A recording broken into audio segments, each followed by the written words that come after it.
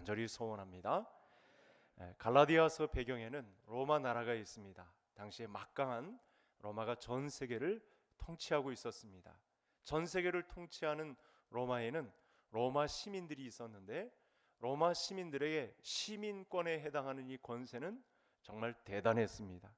이게 특별하게 게으르지만 않다면 국가에서 땅을 주기까지 했답니다. 물론 세금 부과가 되는 문제가 있었지만 로마 시민권과 관계된 이 권한들이 얼마나 폭이 넓고 얼마나 이 방대한 것이었는지 여타 지방 이방인들이 돈을 열심히 벌어서 이 시민권을 사기에 그렇게 열을 올렸던 그런 기록들이 발견되기도 합니다. 로마 시민은 범죄를 지은 현장에 있더라도 함부로 그들을 대할 수가 없습니다. 함부로 제어할 수도 없고 이렇게 끌고 갈 수도 없습니다. 나 로마 시민권을 가졌습니다 하면 황제의 권한에 있기 때문에 다른 일반 관리들이 함부로 할 수 없는, 폭행을 행사할 수도 없고 다룰 수 없는 그런 위치에 놓여 있었다고 합니다. 그래서 이 사도 바울의 이 임기 말년에 보면 이 로마 황제에게 자기의 이 죄목을 항소하는 데서 로마로 가서 복음을 전하는 기회로 삼는 그런 장면을 우리가 사도행전을 통해서 볼 수 있습니다. 그만큼 로마 시민권이 이 강력한 권한을 행사했던 것이죠. 그러나 바울이 자기에게 로마 시민권이 있다는 사실을 알고 빌립보서에서 뭐라고 하냐면 나의 시민권은 하늘에 있는지라 이렇게 말씀을 했습니다. 그러니까 하나님 나라의 시민의 권리를 사도 바울이 당당하게 밝혔는데 바울이 하나님 나라의 시민권을 밝힌 가운데 우리에게 피부적으로 이 말씀이 와닿으려면 오늘 말씀에서 나타난 우리는 하나님의 자녀라는 권세, 이것에 대해서 오늘 우리가 알아보아야 합니다. 오늘 말씀을 통해서 저와 성도님들이 하나님의 아들인 그리스도의 자리에 우리를 동등하게 위치하게 해주셔서 그리스도가 받는 상속을 우리가 받는 자녀의 권한에 두셨다는 사실이 우리 성도님들에게 큰 은혜의 말씀이 되기를 간절히 소원합니다. 오늘 우리가 그리스도인으로서 또 어떤 존재이냐, 오늘 제가 방금 전에 이렇게 짧게 개요에서 설명드렸던 말씀만 가지고도 우리는 이 세상을 충분히 이길 수 있습니다. 갈라디아 교회의 문제는 뭐였냐면 이 하나님의 자녀된 권세에 대해서 다른 무엇을 더 해야 된다, 행위로서 무엇인가만을 해야 된다라는 율법주의자들이 침투해 들어와서 갈라디아 지방 교회들을 혼란케 했던 것입니다. 그래서 이 문제가 얼마나 심각했는지 교회가 정말 위태로울 정도로 그런 거짓 형제들이 발동하는 그런 일들이 있어서 사도 바울이 책망하다시피 하면서 말씀을 바로 전달하고 있다는 사실입니다. 누구든지 그리스도께 속한 사람은 자동으로 아브라함이 받은 약속의 자손의 유업을 우리도 받게 된다라는 설명도 곁들여서 우리에게 하고 있는데 많은 사람들이 이 문제에 관해서 내가 아직 부족한가, 내가 뭘 더 해야 되는가 라는 그런 압박감 속에서 많은 사람들이 이 거짓 형제들의 이 꾀임에 빠져 있었던 위태로운 교회의 상황을 보게 되었다는 것입니다. 자, 첫 번째 말씀을 보면서 우리가 어떤 존재인지 오늘 말씀을 통해서 우리 교회를 흔드는 문제에 있어서 우리는 어떻게 자유할 수 있는지 이 문제에 관해서 우리 첫 번째 말씀을 한번 화면을 통해서 보시겠습니다. 자, 우리 26절 말씀만 다 같이 함께 읽겠습니다. 너희가 다 믿음으로 말미암아 그리스도 예수 안에서 하나님의 아들이 되었으니. 바울이 말하는 하나님의 아들됨에 대해서 오늘 말씀이 아주 선명하게 말씀하고 있습니다. 그동안도 아마 성도님들이 하나님의 자녀된 권세에 대해서 설명을 많이 들었을 텐데 오늘 말씀을 통해서 아주 확고하게 이것 하나만으로 충분하다는 믿음을 가지고 다른 복음이 침투하지 못하도록 이 문제에 관해서 정리를 확실히 하셔야 되겠습니다. 그런데 26절이 뭐라고 말씀하냐면 믿음으로 말미암아 그리스도 예수 안에서 이렇게 설명을 하고 있거든요. 굉장히 중요한 말씀입니다. 그러니까 이렇게 다르게 생각하면 어떨까요? 하나님 편에서 제가 성도님들에게 믿음을 설명할 때 우리가 하나님께 갖는 믿음이 크냐, 하나님이 우리에게 보이신 믿음이 크냐 이렇게 질문을 드리잖아요. 어떤 게 더 클까요? 하나님이 우리에게 보이신 믿음이 큰 것입니다. 믿음은 사람에게서 하나님께만 갖는 믿음으로 믿음이 좋다라고 설명을 할 수가 없어요. 믿음은 상호 신뢰 간에 일어나는 문제이기 때문에 하나님 편에서 나에게 주어진 것, 이것도 믿음으로 보는 거거든요. 그런데 하나님 편에서 우리에게 일으키신 믿음이 있는데 그리스도 안에서 우리에게 하나님의 아들됨을 허락해 주셨다, 이렇게 말씀을 준 것입니다. 그래서 우리 성도님들이 제일 먼저 생각해야 될 단어가 하나 있습니다. 우리는 하나님의 가족의 입양된 자녀입니다. 하나님의 집에는 아들 예수 그리스도라고 하는 독생자 되신 예수 그리스도가 있는데, 오늘 말씀에 보니 우리를 하나님의 집에 입양된 자녀로 그리스도 안에서 하나님 믿음을 주셨는데, 믿음을 주기에는 너무 지푸라기라도 붙잡을 건더기가 하나도 없고 부패하고 썩어 문드러진 우리 인생인데, 하나님은 그걸 보지 않고 아들 안에서 그리스도 안에서 우리를 자녀 삼아 주셨다라고 하는 말씀이 오늘 본문 안에 나타났습니다. 그러니까 우리는 하나님의 가족에 입양된 자녀들입니다. 이 놀라운 믿음이 우리 성도님들에게 앞으로의 앞날을 인도해가는, 또 승리해가는 은혜의 말씀이 되기를 간절히 소원합니다. 여러분, 입양이라도요, 아들이란 자격을 얻었다는 것은 놀라운 것입니다. 왜냐하면 법적인 상속이 이 아들에게까지 있는 거거든요. 하나님의 가족의 자녀가 되었다는 것은 간단한 문제가 아닙니다. 하나님의 집의 자녀가 되었다는 것은 하나님의 집에서 누리는 법적 상속 권한이 아들에게까지 다 이양된다는 것을 말씀하고 있는 내용을 포함하고 있는 것입니다. 그래서 갈라디아서가 말하는 복음은, 그래서 우리가 그리스도 안에서 하나님의 아들이 되었다라고 하는 내용입니다. 이 말씀에, 이 복음에 엄청난 방해가 있었던 것입니다. 자, 두 번째, 우리 화면을 한번 또 보시고 27절 말씀, 두 번째 화면을 한번 보시겠습니다. 자, 27절 같이 읽겠습니다. 누구든지 그리스도와 합하기 위하여 세례를 받은 자는 그리스도로 옷 입었느니라. 오늘 말씀을 통해서 성도님들이 생각해야 될 단어가, 제일 첫 번째는 입양이라는 단어고, 두 번째는 옷 입었다라는 표현이 되겠습니다. 여러분, 우리가 성경 안에서 영적으로 소개받는 옷을 입었다는 표현은요, 간단하지가 않습니다. 이건 우리가 옷에 대한 이 기본 관념을 가지고도 충분히 설명할 수 있는 내용인데요, 옷은 그 사람의 상태를 말하고 있는 것입니다. 옷차림은 내가 다른 사람들에게 어떤 사람인지를 보여주는 기능이 있습니다. 내가 어떤 성별을 갖고 있는지, 또 어떤 나이대의 사람인지, 어떤 집단에 소속되어 있는지, 심지어 여러분, 우리 옷차림을 보면요, 그 사람의 심리 상태도 볼 수 있다는 상담학자들의 주장도 있습니다. 또 옷은 여러분, 어떤 소지품보다도요, 우리 몸과 아주 밀착되어 있습니다. 우린 지금 이 순간에도 옷에 의해서 보호를 받고 있는 상태입니다. 어디서나 옷은 나와 동행하고 있습니다. 따라서 우리가 그리스도가 우리의 옷이라는 말은 항상 그분을 의지하고 그분을 실존적으로 의식하며 살 수 있다는 확신을 이 옷의 표현을 통해서 우리에게 주신 것입니다. 그러니까 여러분, 내가 옷에게 다가섰다라는 것보다는 그 믿음이 어떻게 설명되었죠? 옷을 입혀주셨다. 타의에 의해서 내가 옷의 보호를 받게 되었다.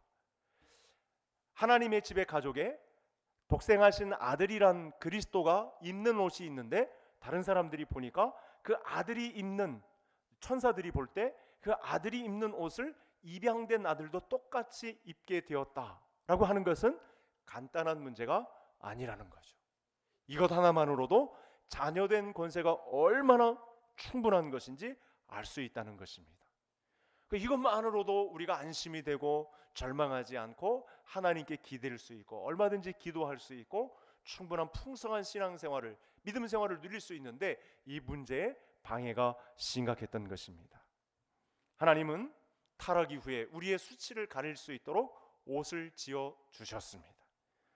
하나님 우리를 보실 때 아들 예수 그리스도를 보시는 것이고, 동시에 그리스도의 옷에 수치가 가려진 나를 보게 된다는 것이죠. 그래서 저는 그런 그림까지 보았습니다. 하나님의 심판대 앞에 섰을 때 우리가 하나님 앞을 지나가게 될 텐데, 우리의 수치를 보는 것이 아니고, 우리의 이 죄의 본성을 보는 것이 아니고, 우리의 수치가 예수 그리스도라는 보혈의 옷에 가려져서 하나님 앞에서는 통과. 내 아들이 입는 옷을 입었으니 너는 통과라고 하시는, 우리가 그런 그림을 충분히 오늘 그리스도로 옷 입혀졌다라는 표현을 통해서 알 수 있다는 사실이죠. 여러분, 한 아이가 입양 기관에 있다가 고아원 같은 기관에 있다가 어느 가정에 입양이 되었다 할 때 제일 처음 하는 행동이 무엇일까요? 물론 깨끗이 목욕을 시키고 그 다음에 해놓은 행동이 뭐죠? 옷을 입히는 것입니다. 그래서 그동안 고아원에서 입양기관에서 홀로 지냈던 그런 아픔의 세월들, 이제는 이 가정에 공식적으로 법적으로 상속 권한이 매겨지기까지 하는 자녀로 옷 입혀졌으니까 이제는 그런 지난 과거를 반복할 필요가 없다는 것이죠. 그런 절망의 때, 지난 불안의 때를 이제는 이 가정에서 다시 반복할 필요가 없다는 뜻으로 우리가 예수 그리스도로 옷 입혀졌다라는 표현을 받아들이면 된다는 것입니다. 여러분, 이 정도면 그동안 거짓 형제들이 들여온 규율을 지킴으로, 규정을 지킴으로 구원을 얻는다라고 하는 말은 다 거짓인 것입니다. 다 불안을 조장하는 것입니다. 내가 또 이 가정에 와서 뭐 바닥을 쓸어야 되나? 또 이 가정에 와서 뭐 어떤 큰 일을 해야 아버지가 나를 인정해 주실까? 이런 생각 절대 안 해도 된다는 것입니다.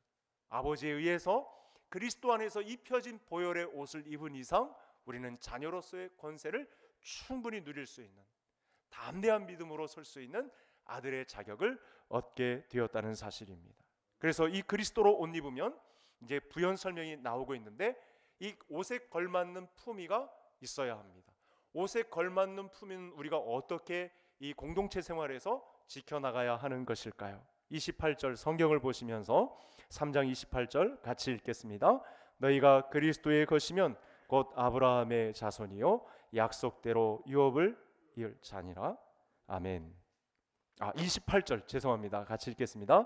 너희는 유대인이나 헬라인이나 종이나 자유인이나 남자나 여자나 다 그리스도 예수 안에서 하나이. 아멘. 여러분, 우리가 옛 본성, 그러니까 하나님의 가족에 입양되기 전의 상태는요, 어떤 습성을 갖고 있냐면 사람끼리 파벌을 형성하는 데 굉장히 익숙해요. 나와 뜻을 같이 하는 사람 여기 붙어라, 이런 식의 사고가 어떤 공동체에든 유혹을 받게 돼 있어요. 그래서 작은 공동체라도 나와 뜻을 같이 하는 사람들과 파벌을 형성하는 데 굉장히 익숙해요. 그래서 여러분, 학교 아이들 중에 왕따를 시키는 문제, 어떤 뭐 간호사들끼리의 그 어떤 표현을 쓰죠. 그런 표현, 어른들조차도 어떤 공동체를 형성하면 이 죄의 본성에 따라서 그 끼리끼리 모이는 습관이 굉장히 익숙해요. 그러나 하나님의 공동체 안에서는 이 옛 죄의 본성대로 끼리끼리 움직이는 것을 용납하지 않습니다. 그리스도로 옷 입혀진 그리스도인의 하나님의 자녀들의 품위는 하나로 연합되는 길에 우리의 생명을 거는 것입니다.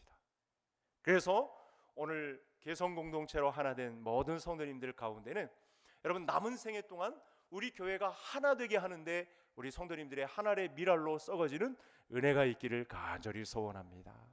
하나님 아버지 입장에서 우리 자녀들을 보실 때 형제끼리 연합하여 동거하는 문제를 가장 귀하게 보십니다.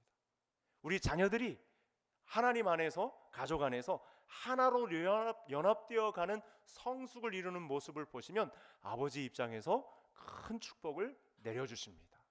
이 말씀이 바로 28절의 말씀이 되겠습니다. 그래서 우리는 어떤 공동체 안에 있다 할지라도 우리의 우월감이나 우리의 계급이나 우리의 자랑을 뽐내거나 이런 나이와 출신과 배움과 가난과 계급적인 장벽을 다 뛰어넘어서 서로 교제하고 하나 되는 일에, 우리 남은 성도님들의 생애에 우리 교회가 하나 되는 일에, 연합하는 일에 어찌하든지 힘을 모아주시는 은혜가 있기를 간절히 소원합니다.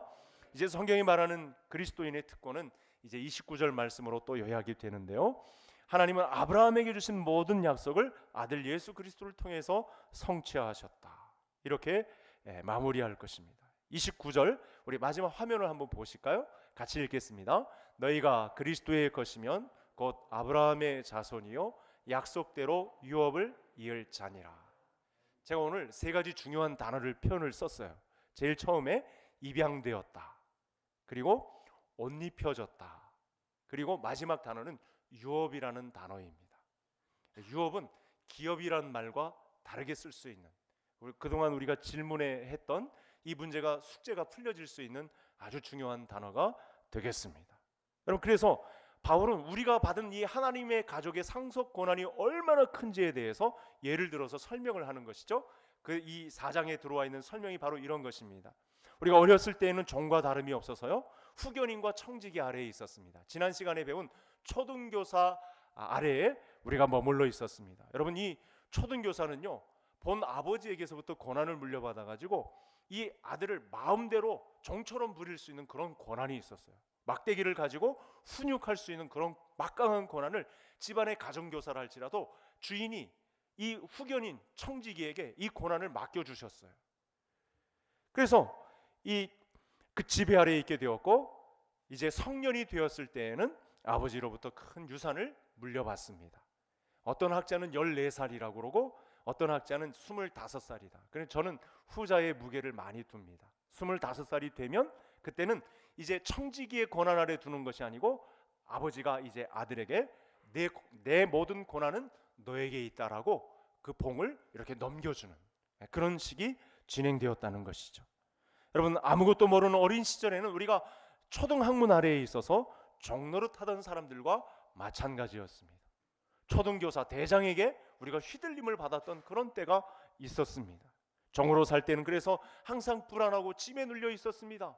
하나님의 집에 입양되었어도 구석에서 밤마다 울고 엄마가 생각나고 아빠가 생각나고 과거 집이 생각나가지고 불안하고 늘 좌불안석이고 짐에 눌려 있는 듯한 느낌이었었는데, 이제 이 종노릇은 마감을 할 때가 되었다. 4장 4절에 보니까 때가 참에 하나님이 그 아들을 보내사, 이 하나님의, 우리가 입양된 이 하나님의 가정에 진짜 아들이 나타나서 그 아들로 말미암아 우리가 속량을 얻게 되었다. 5절에 보니까 율법 아래에 있는 자들을 속량하시고 우리로 아들의 명분을 얻게 하셨다라는 말씀을 했습니다.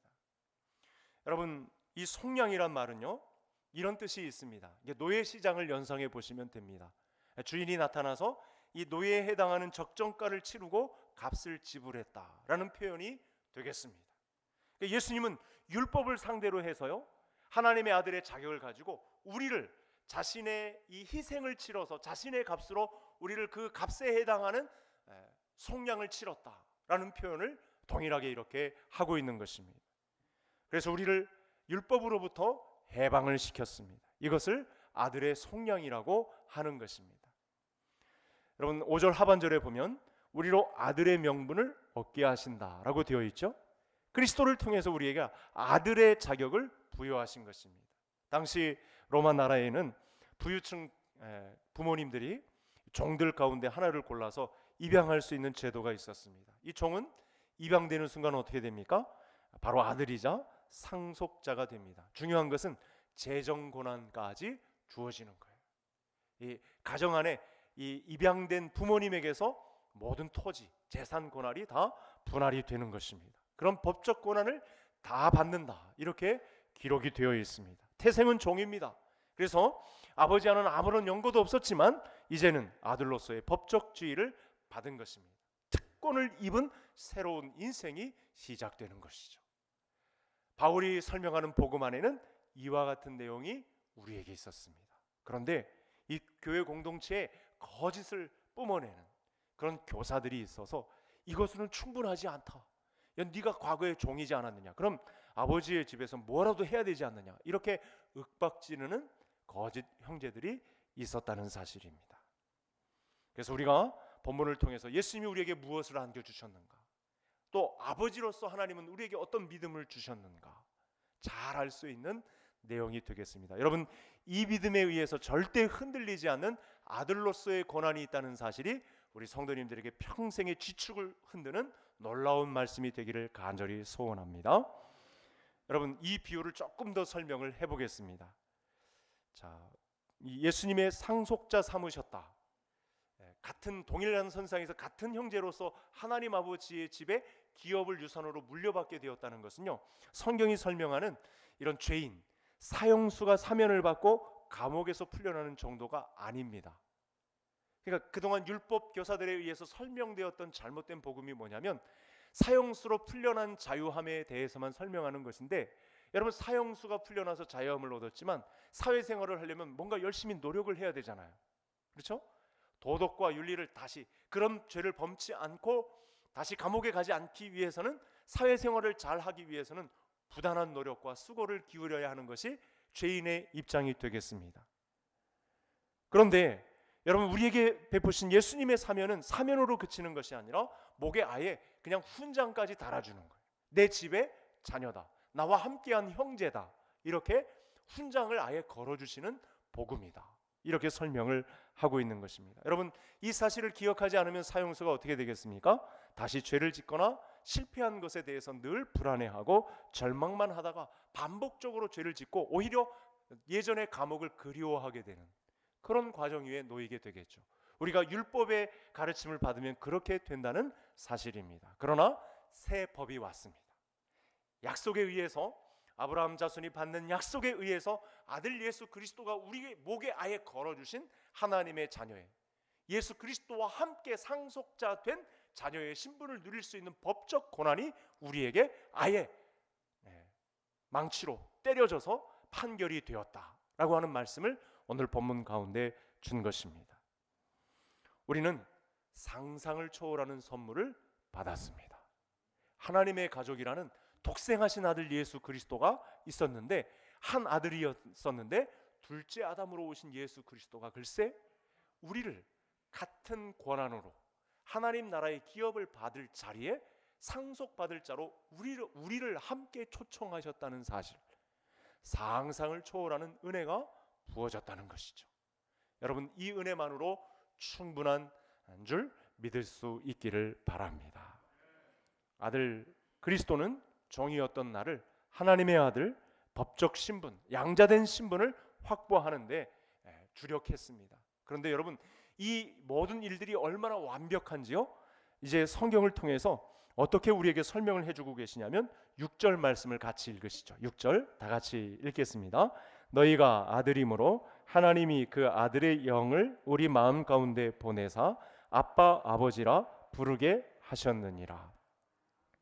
여러분, 성부 하나님이 우리를 입양하기 위하여 아들 예수 그리스도를 내세우시고, 아들 예수 그리스도는 속량에 해당하는 값으로 피를 흘려주시고, 그리고 오늘 6절의 말씀에서는 실제로 이 신분을 실제로 경험하는데 역사하시는 분이 성령 하나님이시다. 완벽한 팀워크를 갖추시고 나 하나를 입양하는데, 나 하나를 하나님의 자녀로 삼아주시는데 그야말로 완벽한 기여를 하신 분이 성부, 성자, 성령 하나님이라는 사실을 말씀해 주고 있습니다. 여러분, 우리가 어떤 집에 입양이 되었다고 한번 생각해 보시죠. 얼마나 쭈뼛쭈뼛하고 눈치 보고 눈칫밥 먹고 얼마나 서먹서먹하겠습니까?